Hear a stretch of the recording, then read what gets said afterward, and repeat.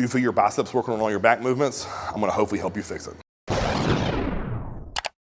I had a great viewer question that said, hey Chris, like anytime I do back, I always feel it in my biceps. And that was something I was extremely guilty of when I was younger. And that's because I didn't know how to activate my back or use my back to actually do things. So whether it be pull-ups, barbell rows, dumbbell rows, T-bar rows, lat pull-downs, you name it.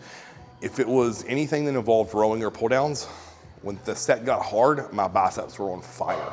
And to me, it's 3 critical errors that I was making that I know I can pass along to everyone else. So hopefully you're either making all 3 and you're really gonna see some significant back growth, or maybe you're doing 1 or 2 of these poorly and you can fix that. So what I thought I would do is show you on a very basic row, meaning the dumbbell row, and then I go over there and show you on a pull down all these 3 things that we can do to really improve the performance of your back and keep your biceps out of it as much as possible.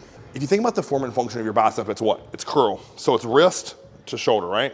And that doesn't matter if it's palm up or a hammer grip, either one of those. So anytime my wrist is getting close to my shoulder and I'm flexing at the elbow is when my biceps are working. Right there's a full contraction of the bicep. So when I'm doing my rows, if I simulate that, that's nothing but a fancy bicep curl with heavier weight, right? So let's pick up this 50-pound dumbbell. And I want you to watch the alignment here.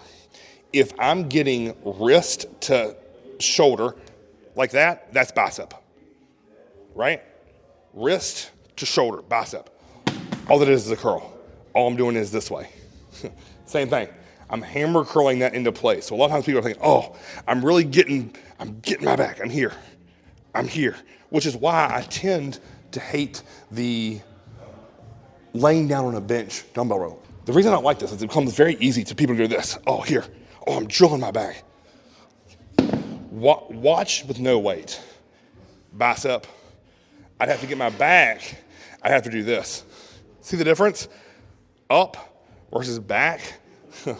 Again, I was terrible at this. The reason I can teach this so well is I failed at that because I didn't understand the alignment of wrist to shoulder versus elbow back. So I'm going to step back. I want to show you this again because it's a critical point. When I pick this up, I have to think for back. I have to think back. If I'm thinking up, that is nothing but bicep and trap. Number 2, you're gripping with your hand too tight. And I know that sounds really simple, but the reason I always have leaned into straps initially was because I broke that bone in my hand when I think I was a sophomore playing football, and I lost a lot of strength in these last 2 digits of my finger. I really don't have a lot of power and strength. So holding on to extremely heavy loads is not easy out of my right hand. My left hand, all day long I can do it, but this right hand, because I didn't have surgery, I didn't get it fixed, I just kept playing through a whole season, then had x-rays done, and they're like, it's too late, it's already healed. Well, guess what? I'm just gonna live with these 2 fingers being weak. I don't give a shit. I'm not gonna re-break my hand and go through all that misery again. But what I wanna think about here is not death gripping this, because I'm gonna get him to watch my arm when I grab this versus when I death grip it. So if you look at my arm, that's me hanging just relaxed, loose in my palm. Now, if I squeeze, you see my bicep jump? Watch that again. Squeeze that bicep jumps. Squeeze that bicep jumps. I don't want it to do that, guys. I need to stay loose in my hand. So when I row this, it's like a hook. It's like this, if I don't have straps on. I can't be death gripping that if I expect my lat to do the work, because when I squeeze this, all my forearm gets tight. Watch right here, watch this. See my bicep jump just by flexing my hand and squeezing it hard to make a fist? It's that same premise. I can't do that. I need to be loose through my hand. And think about this like a meat hook. I'm just grabbing and pulling. I saw this many, many years ago. Seth Feroce talks about the pistol grip of grabbing this way, right? So when to feel his back, he grabs through the last 2 digits of his fingers and pulls where these 2 index finger and the middle are loose. All that is doing is the same premise. I'm creating a hook so that I can't death grip it. So I highly recommend straps. If you don't want to use straps because of time or coordination, or you just think you don't want to have a weak grip, I'm fine with that. But why don't you think about it, if you're having a problem with your back specifically, you can't turn it into a bicep and forearm exercise because you're trying to hold on so much. I'd highly recommend, if you're gonna go no strap, put some chalk on your hands so they're good and dry, and then do your rowing and pull down. So that's number 2. Number 3, your back's just weak. Now, I know it's gonna be kind of counterintuitive that we're talking about how to keep your biceps out of it, and I'm saying, oh, your back's weak, that's the reason. What is?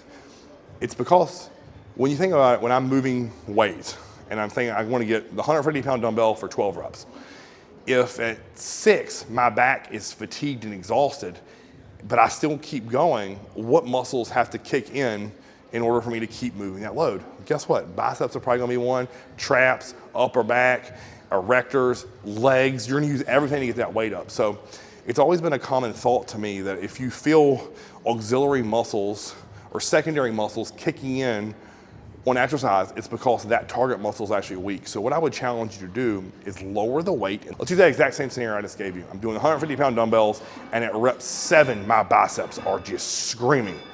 Sit the 150s down, grab the 100s, and go into your biceps are screaming again. Then sit those down and grab the 80s and go into your biceps are screaming. And that'll give you a total of probably 15-ish reps. Perfect. So what I want to think about there is when I feel that bicep kick in, I'm sitting that weight down, I'm stepping the weight back, and I'm refocusing on back, back, back, or in this scenario, lat, lat, lat. And what I've always found in those scenarios is it feels way better on the muscle, and I can actually trash it as opposed to just moving the weight from A to B.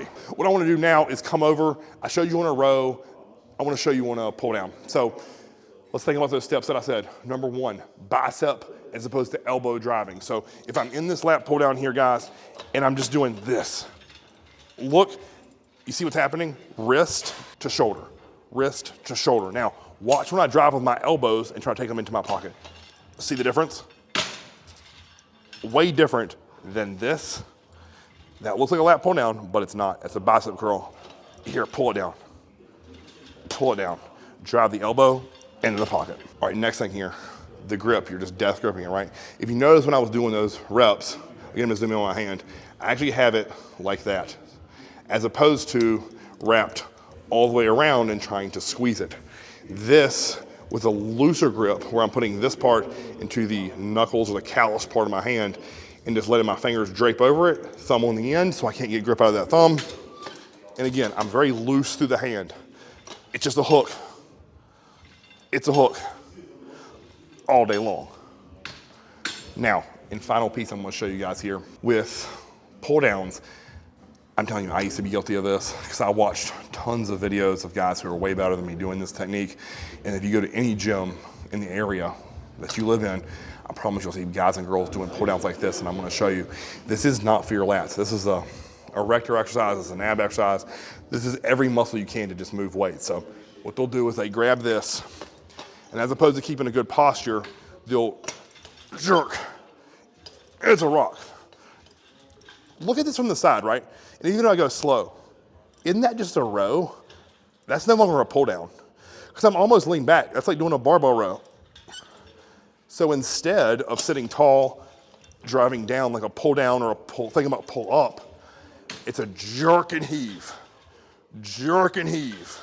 I'm telling you, that is not the answer. If you want bigger and better lats, we have to get those things working. Now, I'm also not in the same camp of hyper isolation using 80 pounds on the cable stack.